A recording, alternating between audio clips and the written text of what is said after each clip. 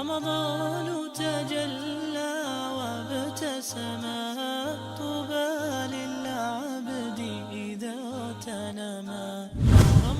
The following question. A lady has asked this question. Sometimes it happens that you fast for the entire day, but just before iftar, that is the breaking of fast, you get your monthly period. What will become of this fast? Would this day be considered as a fast or not? First of all, you have to understand that forms of worship are connected and interlinked. They have a beginning and they have an end. If the worship was interrupted, most cases, the whole worship is nullified. I go and make wudu, ablution. I say Allahu Akbar and I begin to pray my dhuhr prayer, which is composed of 4 units. I pray the first, second, third, and the fourth. And while in the tashahhud, offering salutation to the Prophet ﷺ, 5 seconds before giving the conclusion, salam, salamu alaykum wa rahmatullah, salamu alaykum wa rahmatullah, I pass wind. 5 seconds. 1 second before I say assalamu alaykum wa rahmatullah. Not 1 second. While I am saying assalamu alaykum and I pass wind. Is my prayer valid? No Muslim would say yes. Every Muslim would say, of course not. You nullified your wudu. And there is no prayer without wudu. Agree? Agree. Likewise with fasting. If you are supposed to fast, your fasting should be from the break of dawn until the sun sets. So if I manage to do this in exactly 10 seconds before the sun sets, I decided to drink some water or eat some halwa, some cake, something. 10 seconds. Is my fast valid? Of course not. Likewise, if a woman gets her menses, her fast is invalid. Sheikh, she just finished 16 hours minus 10 seconds. Well, this answers your question. The whole ibadah, worship, is connected.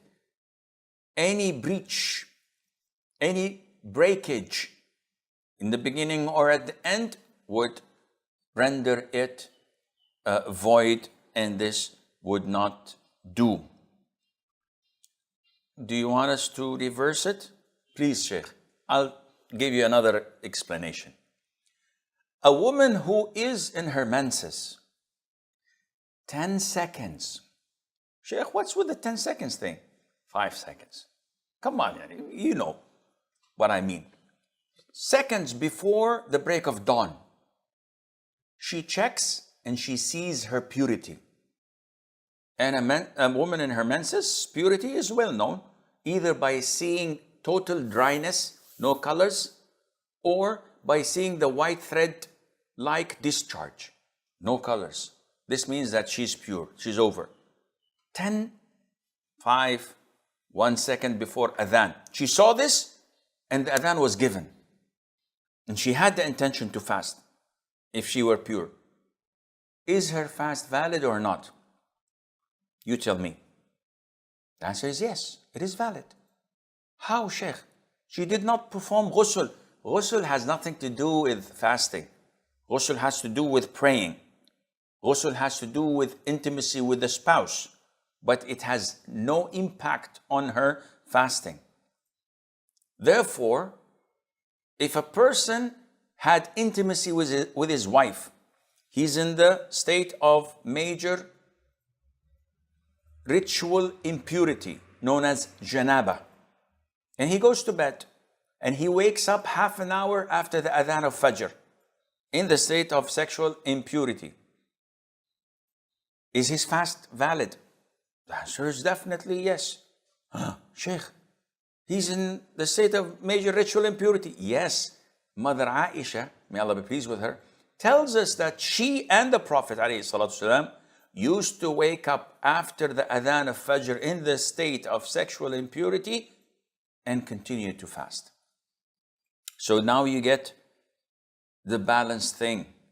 A woman in her menses sees her purity seconds before the adhan and then intends to fast, her fast is valid.